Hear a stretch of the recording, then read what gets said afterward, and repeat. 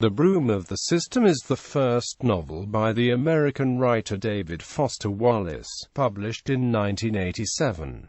Background: Wallace submitted the novel as one of two undergraduate honors theses at Amherst College, the other being a paper on Richard Taylor's fatalism. He had begun study in philosophy at Amherst, interested in math and logic, and developed an interest in Ludwig Wittgenstein before beginning the novel. A professor commented that Wallace's philosophy writing tended to have the quality of an unfolding story, leading Wallace to explore literature. Having submitted Broom of the System to the Department of English, he decided to focus his career on fiction. Broom was published in 1987 as Wallace completed a Master of Fine Arts in Creative Writing at the University of Arizona. He had also sold his first short story collection, Girl with Curious Hair, leaving him in an enviable position among MFA students. Wallace stated that the initial idea for the novel sprang from a remark made by an old girlfriend. D.T. Max reported that, according to Wallace, she said she would rather be a character in a piece of fiction than a real person. I got to wondering just what the difference was.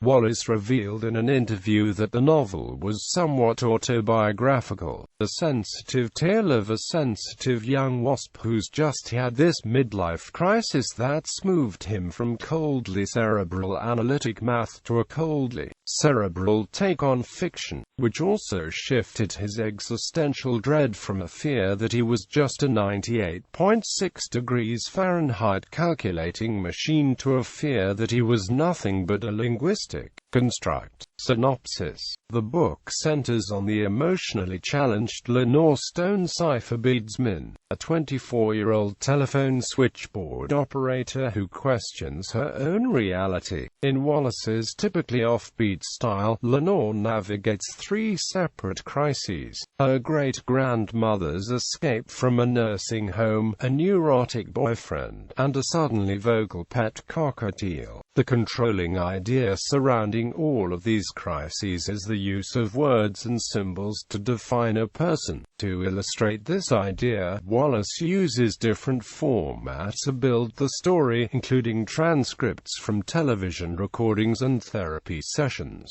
as well as an accompanying fictional account written by one of the main characters, Rick Vigris. The manager of the nursing home, David Bloemke, repeatedly expresses himself in an overly elaborate style, only to have to reduce his own locutions to a much simpler form. For example, he tells Lenore that if they find her great-grandmother, they will likely also find the other missing residents of the facility. Why? Because she enjoyed a status here, with the facility administration, the staff, and, through the force of her personality and her evident gifts, especially with the other residents, it would not be improper to posit the location and retrieval of Lenore as near assurance of retrieving the other misplaced parties. The younger Lenore says that she doesn't understand all of that.